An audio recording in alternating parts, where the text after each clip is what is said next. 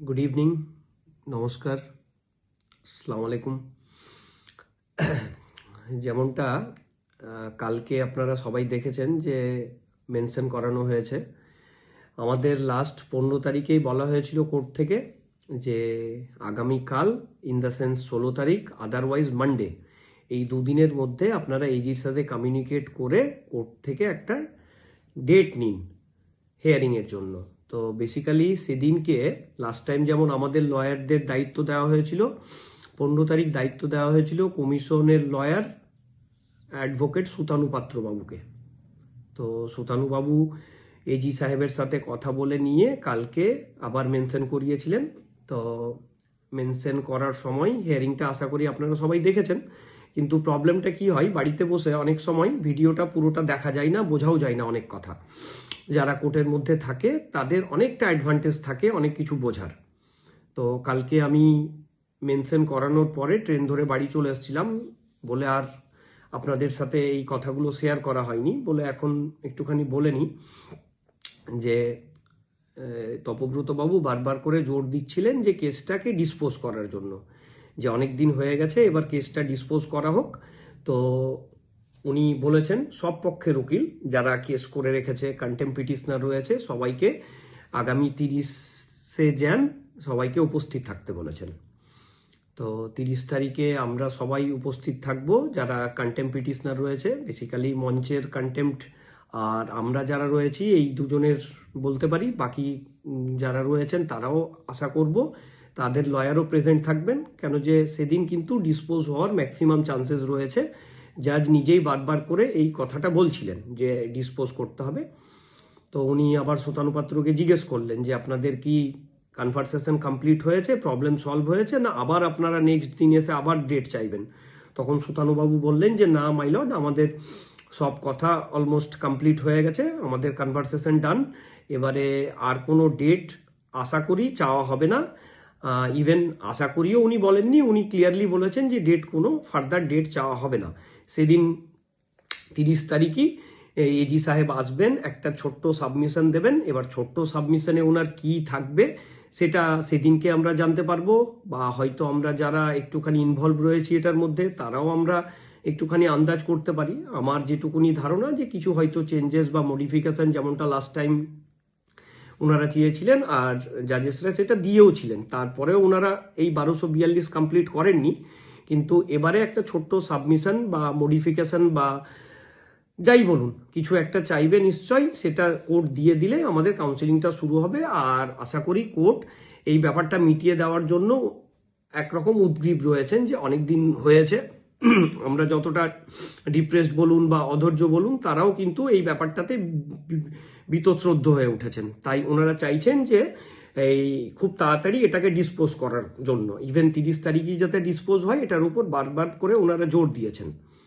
তো আশা করব 30 তারিখ এটা ডিসপোজ হয়ে যাবে আর আমরা সবাই স্কুলে যেতে পারবো 1242 যারা রয়েছি। সুতানু পাত্রবাবুকে জিজ্ঞেস করাতে উনি এটাও বললেন যে গভর্নমেন্ট পজিটিভ রয়েছে, এজি স্যারের সাথে ওনার কথা হয়েছে, ইনার কনভারসেশন কিছু উনি বলছিলেন যে হ্যাঁ কি হয়েছে না হয়েছে, তো ওগুলো উনি আর কোর্টের মধ্যে বলতে চাননি। 30 তারিখই উনি বলবেন, বা এজি সাহেব এসে ওনার জাস্ট ছোট্ট সাবমিশন বলেছেন সুতানুবাবুর কথা মতো, সেই ছোট্ট সাবমিশন দেওয়ার পরেই আশা করছি 30 তারিখে আমাদের কেসটা ডিসপোজ হবে। ব্যাস এইটুকুনি যা আমি কোর্টের থেকে শুনেছি। আর 30 তারিখে আমি 28 তারিখেই চলে যাব একদিন আগে, যেমনটা আমি যাই প্রত্যেকবার স্যারের সাথে ব্রিফিং করে আমরা 30 তারিখে প্রিপেয়ার থাকবো, যে কোনো সিচুয়েশনের জন্যই আমরা প্রিপেয়ার থাকবো। যদিও আমি ভীষণ হোপফুল যে কোনো রকমের প্রিপারেশন করে গিয়ে আমাদের সেরকম কিছু করতে লাগবে না আমাদের লয়ারদের বা অ্যাডভোকেটদের, কেন যে কন্টেম্পট কেসে নর্মালি যার কন্টেম্পট হয়েছে যার উপর আর জাজেসরা ইনারাই ডিল করেন দুজন, বাকি যারা রয়েছে তারা সাপ্লিমেন্টারি রোড থাকে। তো যাকে সেদিনকে আশা করব যে আমাদেরকে কিছু করতে হবে না, এজি সাহেব সাবমিশন দিয়ে দিলে আমাদের কাজটা বেরিয়ে যাবে। ব্যাস এইটুকুনি বলার ছিল। আর বাকি কোর্টের বাইরে বা পার্সোনালি যেটুকুনি সুতানুবাবুর সাথে কথা বলেছি তাতে ওনাকে যথেষ্ট পজিটিভ মনে হয়েছে। উনি আমাদের সাথে কিছু তথ্য শেয়ার করেছেন, তো তাতে আমার ব্যক্তিগতভাবে মনে হয়েছে যে হ্যাঁ এবারে আশা করছি যে একটা প্রপার হেয়ারিং 30 তারিখে যদি আমরা পেয়ে যাই, আর আশা করি যে পাবো, তাহলে আমাদের প্রবলেমটা আলটিমেটলি শেষ হবে। যদিও প্রত্যেকবার আমরা এই আশা করে কোর্টে যাই, কিন্তু হয় না। যারা কোর্টে যান বা কোর্টের সম্বন্ধে নলেজ আছে বিন্দুমাত্র, তারা সবাই জানবেন যে কোর্ট একটা ভীষণ আনপ্রেডিক্টেবল জায়গা। তো শুক্রবার দিন পড়েছে মনে হয়, আমাদের 30 তারিখটা শুক্রবার পড়ছে মনে হয়। তো আশা করছি 30 তারিখে আমাদের প্রবলেমটা সলভ হবে। ব্যাস এইটুকুনি, আর আজ কিছু বলার নেই। আর যারা রয়েছেন তারা একটুখানি আর পেশেন্স রাখুন, অনেক দিন হয়ে গেছে। 30 তারিখে, আজকে হয়ে গেল 18 তারিখ।